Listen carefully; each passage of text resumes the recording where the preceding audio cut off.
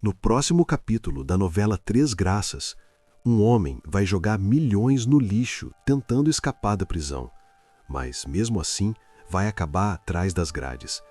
Ao mesmo tempo, uma mulher que matou os próprios pais a sangue frio vai encontrar a maior fortuna da vida dela dentro de uma caçamba na beira da rua. E como se não bastasse, um dos vilões mais perigosos da história vai fazer uma proposta tão suja, tão monstruosa, que vai deixar qualquer um sem acreditar. Tudo isso em um único capítulo que não deixa ninguém respirar. Tudo começa com Joaquim, dono do ferro velho da chacrinha, agora infiltrado como mordomo na mansão de Ferrete e Arminda. Durante anos, ele ignorou a própria filha, Gerluce, fingia que nem conhecia quando cruzava com ela na rua. Mas algo mudou. Algo pesado começou a corroer ele por dentro, e dessa vez ele decidiu fazer o certo. Disfarçado, dentro da casa dos inimigos, Joaquim virou olhos e ouvidos da família que abandonou, sempre atento, sempre escondido, até que, atrás de uma porta, ele ouviu o que não podia. Ferrete e Arminda já sabiam de tudo. Eles sabiam onde o dinheiro estava. A fortuna escondida dentro da estátua das Três Graças, os milhões da família de Gerluce estavam no posto de saúde da chacrinha. E, pior, eles já estavam indo para lá. O coração de Joaquim dispara. Não dava tempo para pensar. Ele abandona o disfarce e sai correndo pelas ruas da comunidade. Sem fôlego, desesperado, ele invade o posto, interrompendo tudo. Eles já sabem, a madame e o Ferrete estão vindo atrás do dinheiro. A notícia cai como uma bomba. Enquanto isso, o pastor Albérico segura os vilões no corredor, ganhando tempo, segundo por segundo. Joaquim aproveita, corre pelos fundos, reúne os maços de dinheiro, coloca tudo dentro de um saco e foge, com a fortuna nos braços. Por um instante, parecia que ele tinha conseguido, mas quando ele pisa na calçada e respira aliviado, um som corta o ar. A sirene. A viatura de Paulinho se aproxima devagar, quase como se já soubesse de tudo. O pânico toma conta. Naquele segundo, Joaquim precisa decidir, agora ou nunca. Ele olha para o saco, olha para a polícia e faz o impensável. Joga toda a fortuna dentro de uma caçamba de lixo na beira da rua. A ideia era simples: se livrar do flagrante, ser solto depois e voltar para pegar o dinheiro. Mas a chacrinha não perdoa. Paulinho desce da viatura, olhando direto para ele. Sem pressa, sem dúvida. Não tinha saída. O delegado já sabia de tudo, da ligação de Joaquim com o roubo das Três Graças. Ali não tinha conversa. Joaquim é algemado, na frente de todo mundo, a poucos metros da caçamba, onde ele acabou de jogar milhões. Ele tenta falar, mas não consegue. Não pode avisar Lígia, não pode explicar nada ao pastor Albérico, não pode fazer absolutamente nada. Só é levado, em silêncio. E a caçamba fica ali, parada, guardando o segredo mais valioso da chacrinha. Lígia e o pastor Albérico ficam paralisados vendo Joaquim ser levado, sem entender o que acabou de acontecer. Aquele homem que passou a vida inteira fugindo de tudo, da própria filha, das responsabilidades, de si mesmo, agora estava sendo levado pela polícia, justamente quando tentou fazer a coisa certa. Lígia segura o choro. Por fora, firme, mas por dentro, algo simplesmente se quebra. E Ferrete, quando descobre que o dinheiro sumiu e que Joaquim foi preso sem abrir a boca, perde completamente o controle. Ele encurrala Lígia, chega perto demais, olha nos olhos dela com uma frieza assustadora. Um aviso, curto, direto e perigoso o suficiente para não precisar de mais nada. Mas enquanto Joaquim era levado, algemado, sem poder dizer uma única palavra sobre a caçamba, alguém já tinha chegado antes: Lucélia. Ela não estava procurando nada. Não tinha plano, não tinha informação, não tinha estratégia nenhuma. Ela só estava andando pelas ruas da chacrinha ao lado de Vanilson, expulsa de casa, sem dinheiro, sem ninguém, sem rumo. A mesma mulher que matou os próprios pais a sangue frio, que confessou tudo sorrindo, que fez até o chefe do tráfico recuar de horror, agora caminhava tranquilamente com um sorvete na mão, como se o mundo não lhe devesse nada. E talvez fosse exatamente isso, esse vazio, essa ausência total de culpa, que fazia o destino jogar a favor dela. Ela para na calçada, abre a tampa da caçamba para jogar o resto do sorvete fora e congela.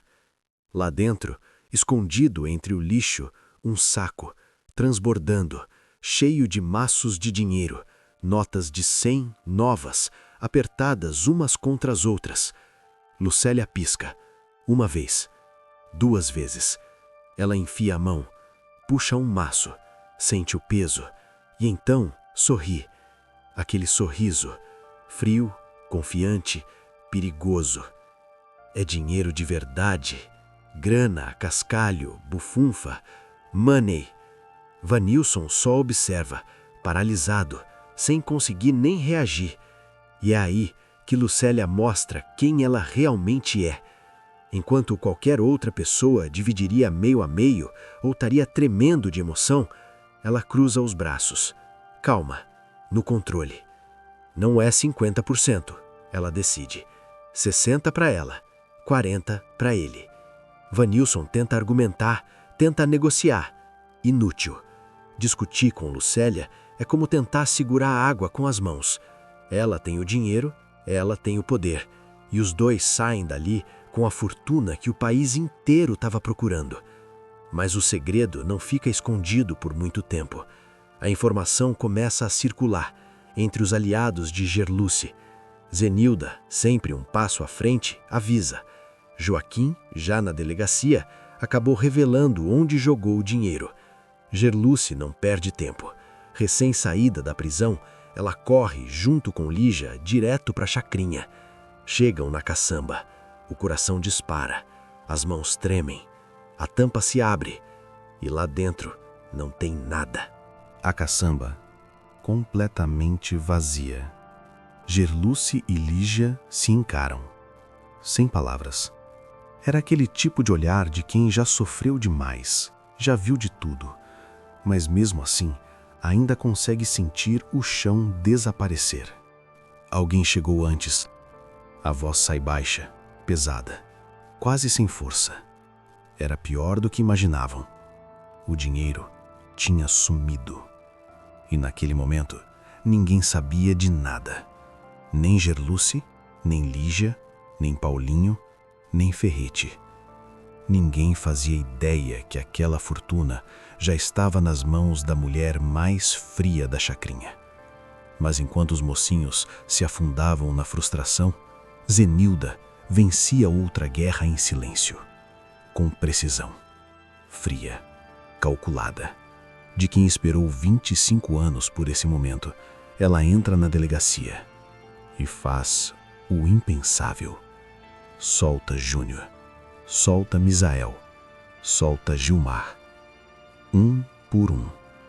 Cada homem que Ferrete mandou prender, ela tira de lá como se estivesse resolvendo algo simples. Misael e Gilmar saem confusos, atordoados, sem entender o que acabou de acontecer. Zenilda observa. Calma. No controle absoluto. Esperem. A história do Joaquim ainda não acabou. Ela não explica mais nada. Não precisa, porque naquele momento ela já era a pessoa mais perigosa daquele jogo.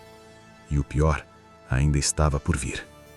Zenilda guardava o golpe mais devastador para o final. E esse golpe tinha nome: Ferrete. Ele já tinha perdido quase tudo: a presidência, os negócios, o controle da própria vida. Viu o filho, Leonardo, se julgar na frente de um carro para salvar Viviane, a mulher que ele odiava, e sobreviver. Pior, mais apaixonado do que nunca. Viu Rogério, um homem que ele achava morto, voltar do nada com uma decisão judicial e tomar tudo de volta. Era golpe atrás de golpe, sem pausa, sem respiro. Mas ainda restava uma coisa: a casa. O lugar onde ele vivia com Arminda, o último pedaço do mundo dele. Enquanto aquela casa existisse, Ferrete ainda era alguém. E então, a porta se abre. Zenilda entra, sem gritar, sem pressa, só com alguns papéis na mão e uma calma assustadora. Ela fala, direto, sem emoção. O imóvel não estava no nome dele. Estava no nome de Lorena, a filha que ele desprezou, ignorou, tratou como nada durante toda a vida.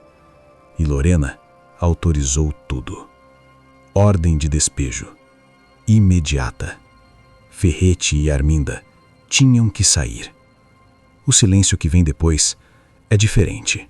Não é tensão, não é estratégia. É vazio. Pela primeira vez, Ferrete não tem resposta. Ele olha para Zenilda e o ódio é tão forte que parece ter peso, parece físico. Mas Zenilda não recua, nem por um segundo. Ela sustenta aquele olhar, fria, firme, inquebrável. Foram 25 anos.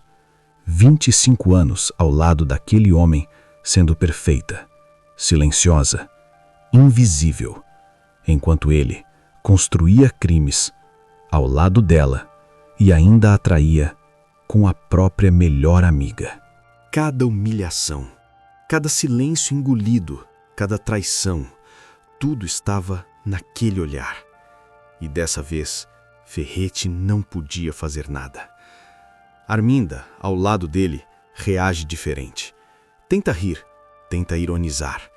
Aquela postura de socialite que ela sustentou a vida inteira. Mas não funciona, porque Zenilda não deixa espaço. Com precisão fria, ela corta qualquer ilusão.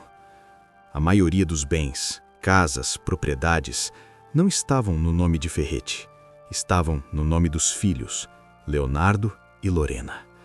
Os mesmos filhos que ele ignorou, subestimou a vida toda. E agora eram eles os donos de tudo. E os dois decidiram. O pai não merecia mais nada. Ferrete e Arminda são obrigados a arrumar as malas e sair. Dois vilões que passaram a vida mandando em todos, agora expulsos pela própria filha e pela mulher que eles chamaram de fraca. Era justiça, daquelas que todo mundo reconhece na hora. Arminda sai primeiro, com um sorriso travado, forçado, como quem engole tudo e ainda precisa manter a aparência. Ferrete sai em silêncio, e esse silêncio é muito pior que qualquer grito. Do lado de fora, Zenilda ainda não terminou. Ela vai até a delegacia. Joaquim está ali, algemado, sem poder fazer nada. Ela olha para ele firme. Espera, eu tô resolvendo. Simples assim. Joaquim não tem escolha, só confiar. É estranho confiar em quem antes estava do outro lado, mas Zenilda já provou que quando decide lutar por alguém, ela vai até o fim. Enquanto isso, Arminda já pensa em outra coisa. Ela descobre que Joaquim foi preso e começa a calcular, em silêncio, quanto vale essa informação. Mas Ferrete não é homem de engolir humilhação. Sem casa, sem poder, sem dinheiro e sem o filho que ele achava que seguiria seus passos, ele toma uma decisão. Já sabe com quem falar. E o encontro que ele marca naquele momento é o mais perigoso de toda a história. Do outro lado do oceano, em Lisboa, num apartamento de luxo, o maior sonho de Lena começa a virar um pesadelo. Ela lutou tanto, planejou, pagou, literalmente pagou para ser mãe. Quando Samira colocou a recém-nascida nos braços dela e disse que estava tudo resolvido, Lena acreditou. Achou que tinha conseguido tudo. Achou que o amor viria natural. Que a criança nunca saberia de nada. Que a vida seria perfeita. Ela estava completamente errada. A bebê não para de chorar, mas não é um choro comum. É constante, agudo, desesperado, como se estivesse procurando algo que não está ali. O som toma o apartamento inteiro. Herculano tenta trabalhar, mas não consegue se concentrar. Lena anda de um lado para o outro com a criança nos braços. Balança, canta, implora. Nada funciona. A bebê continua chorando. Os olhos de Lena fundos, cansados, o cabelo bagunçado, o corpo no limite, dias sem dormir. Até que ela não aguenta mais. Com a bebê no colo e as lágrimas descendo sem controle, Lena finalmente deixa tudo sair. Lena bate na mesa, com força. A palma aberta estala no silêncio do apartamento. Ela olha para Herculano. Olhos vermelhos, cansados, destruídos. A voz sai embargada, mas carregada de tudo que ela vinha segurando. Eu não devia ter aceitado isso. Não devia ter concordado em criar minha filha aqui, em Portugal, escondida, sozinha, sem família, sem ajuda, sem ninguém. Eu não devia ter vindo. O peso das palavras parece encolher o espaço ao redor. Herculano tenta explicar. Diz que foi ideia de Samira, que eles precisavam fugir, esperar as coisas acalmarem no Brasil. Mas Lena não quer mais ouvir, nem o nome de Samira, nem justificativa, nada. Porque lá no fundo, existe algo pior que o cansaço. Algo que ela mal consegue dizer, mas que cresce, sem parar. A voz falha, quebra no meio, e então ela confessa. Eu acho que ela sabe que eu não sou a mãe de verdade. O silêncio pesa. Herculano trava, sem resposta. Porque no fundo, bem no fundo, ele também sente. Aquele choro não é normal. Não é só fome, sono ou desconforto. É diferente. Como se aquela bebê, tão pequena, sem saber nada do mundo, soubesse desde o início que estava longe de onde deveria estar. Do outro lado do oceano, no Brasil, Joelle escreve no diário. Ela para no meio da madrugada. Acorda sem motivo, com uma sensação impossível de ignorar. Eu consigo ouvir o choro da minha filha. Ela tenta negar, questiona a própria sanidade, mas sente, de novo e de novo, como se algo chamasse por ela. De volta ao apartamento, Lena seca o rosto, respira fundo e toma uma decisão, sem volta. Olha para Herculano. Firme. Nós vamos voltar para o Brasil. Não é pedido, não é dúvida, é decisão. Herculano tenta reagir. Fala dos riscos, da polícia, de Paulinho, da investigação, de tudo que eles podem perder. Mas Lena já passou desse ponto. Ela cruza os braços, aperta a bebê contra o peito e repete: calma. Assustadoramente calma. Eu e minha filha precisamos de ajuda, e nós vamos voltar. Herculano entende. Essa batalha, ele já perdeu. Ele aceita, mas impõe uma condição, inegociável. Lena não pode se aproximar de Joelle. Nunca, em hipótese alguma. Lena concorda, mas os dois sabem, sem dizer em voz alta, que o Brasil não é lugar para esconder segredos desse tamanho. Na chacrinha, Lígia observa, liga pontos, datas, olhares, silêncios. A intuição, afiada. Ela está perto, perigosamente perto da verdade. A bomba está voltando, e o pavio já está aceso. Enquanto isso, Ferretti prepara seu próximo movimento. Ele não escolhe um escritório, nem restaurante. Escolhe uma garagem. Escura, silenciosa. Cheiro de óleo, concreto e segredo. Um lugar onde nada escapa. E na frente dele está Samira, disfarçada. Peruca, aparência alterada. O tipo de mulher que aprendeu a sobreviver sem deixar rastros. Do lado de fora, Arminda observa. Olhos semicerrados, desconfiada. Ela vê o encontro, mas não ouve uma palavra sequer. E o que estava sendo dito ali dentro era a coisa mais sombria que Ferrete já tinha feito. Ele começa com chantagem, mas Samira não veio despreparada. Ela sabe um segredo que Ferrete esconde há anos.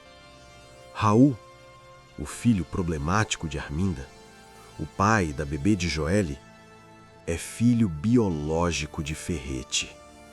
E Samira é a mãe de Raul, a mesma mulher que vendeu a criança de Joelle. E agora ela quer dinheiro. 10 milhões. Ou ela conta tudo. Ferrete escuta, calado, sem reação por fora, mas por dentro já está calculando. Ele não tem esse dinheiro. Não agora. Perdeu tudo. Casa, poder, posição. Mas Samira não recua. Se vira, ou eu abro a boca. É um beco sem saída. E é aí que Ferrete mostra o pior dele. A voz muda, baixa, fria. Eu pago os 10 milhões, até o último centavo. Silêncio, pesado. Mas tem uma condição, só uma. Gerluce. O olhar dele, vazio, sem limite. Você dá um fim nela, aí eu abro a carteira. Gerluce, a mulher que derrubou o império dele, que expôs tudo, que sobreviveu, que agora está prestes a assumir o lugar dele. Para Ferrete, todas as derrotas têm um nome: Gerluce. E ele quer que ela pague. Com tudo. Samira fica em silêncio. Alguns segundos. Longos demais.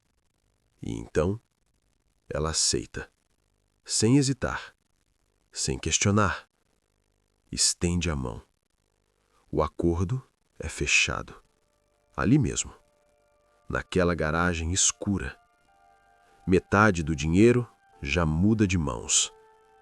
Do lado de fora, Arminda observa, sem entender nada. Mas o pior já começou. Gerluce, recém-saída da prisão, prestes a conquistar poder, agora está na mira de uma mulher que nunca recua. E enquanto essa tempestade cresce, nas sombras, Paulinho toma uma decisão. Não como delegado, não como polícia, mas como homem. Ele viu tudo. Prendeu o pai dela, viu Gerluce sofrer, viu aquela família ser destruída. E no meio de tudo isso, ele só tinha uma certeza. Ele ama ela. E dessa vez, vai fazer direito. Vai pedir ela em casamento. Num capítulo onde tudo desmorona, milhões somem no lixo, um homem é preso tentando fazer o certo, uma vilã encontra uma fortuna, uma mãe decide arriscar tudo e um monstro fecha o pior acordo da sua vida. Ainda existe alguém querendo fazer uma pergunta simples. Você casa comigo? Você gostou de ver a Zenilda destruindo Ferrete por dentro? Que nota de 0 a 10 ela merece? Comenta aqui. E não perde o próximo capítulo.